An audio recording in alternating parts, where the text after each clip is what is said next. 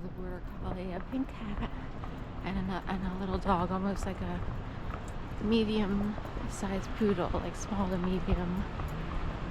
Good towels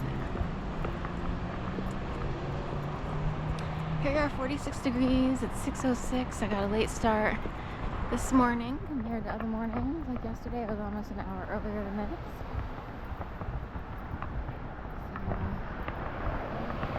Reason being, I think I needed the sleep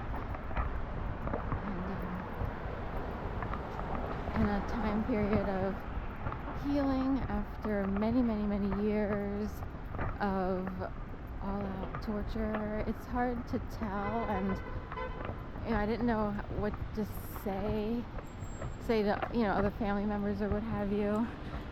But when my world was turned upside down in 2011. And we are talking, someone came in to just decide to slam me. I'm trying to think of the best word, because it would be like 5 to 8 different armies of people who are trained to mess you up, scramble your brain, and act out skits. It's like, I don't have the best words this morning. Sometimes it's easier for me to describe it, but that's part and parcel of the success of them, is that you can't really describe it. And it's not like you could seek out some sort of person in authority. They can't really do anything. It's like, okay, all right, so today, see what I mean? It becomes like, today, as soon as I walked out the door, someone passed by intentionally with a shirt that said "Game On." And the game was on every day, trust me. But it would make it worse. Like, some days maybe seemed slightly better. Really, it was bad for many years. And I'd be like, oh no, but they were out there, at 5:30, 6 in the morning with a shirt saying "Game On." No one else is around. And it would be like, who's playing today? Or are they trying to communicate with whatever? Say we're all on a totem pole or part of a lineage of thought bubbles.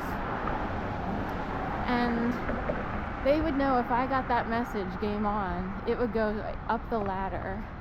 And people up in the sky who kind of manipulate people here on the ground, especially in a big city, it's game on. All right, we want to see what you can do today.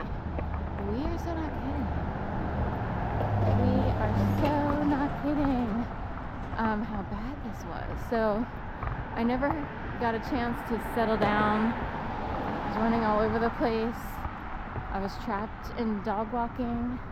I kept looking for other ways to earn a living. I thought about moving to Florida, to maybe be with my mom. Or my mom lived with my aunt, so that was an issue. And then my dad, of course, and stepmom.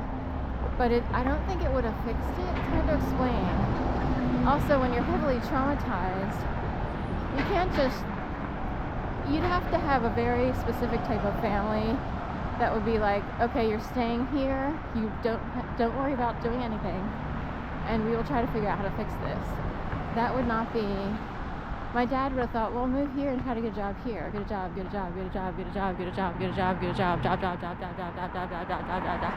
Okay, so when you are severely traumatized, finding a job is, one, it's almost impossible to do and you're a total wreck.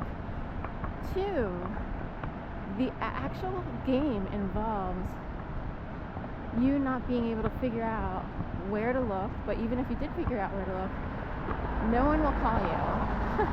You won't get a job. That's what gang stalking is about. They try to take you down. So even if I had moved, I don't think it would have made much of a difference. The only difference would be maybe I would feel safe, but then I would also, the universe would send out the idea of feeling like a loser, if you will.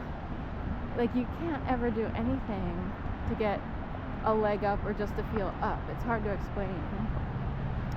So the universe does transmit thoughts, like you thought you felt like a loser, or did somebody keep making you feel like a loser, even high up in the sky?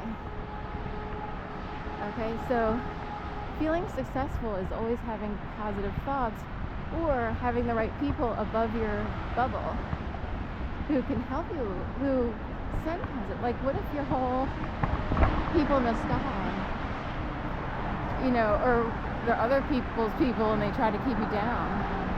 We are just fighting with ourselves, ladies and gentlemen. And really, we are fighting with factions in the sky who might try to keep you down.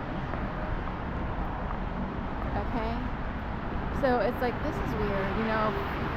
So anyway, part of healing from the dirty factions in the sky is to rest. And if they get bored waiting to mess up your day, so say all you did was sit in your apartment for, like, you know, we'll go with, you know, 18 hours a day, 20 hours a day.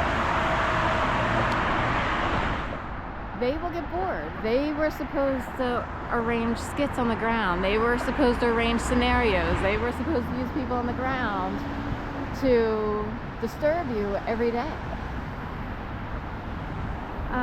This could happen anywhere, even in hospitals or... And,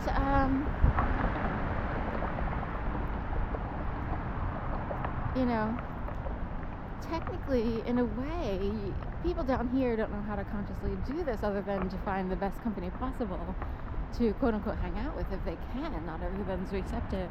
But it's like, if you can get the best people in the sky to make sure you keep coasting along without, you know, tons of negativity, then that's the, you know, that would be, you're either super lucky to get those people, and a lot of people are, or, you know, you're not. So it looks like the tent is up on the fields. Yesterday we saw just the partial erection with the doors up and the entryways, but now the dome is officially erected. I don't know if there's any inflation to it, but it can seem that way. Like, it seems bubbly. I think it's just a big gigantic tent, but it has some ridges, so it might have air to it somewhere in there. So it's fully erected. Take a big breath. And I'll go down here.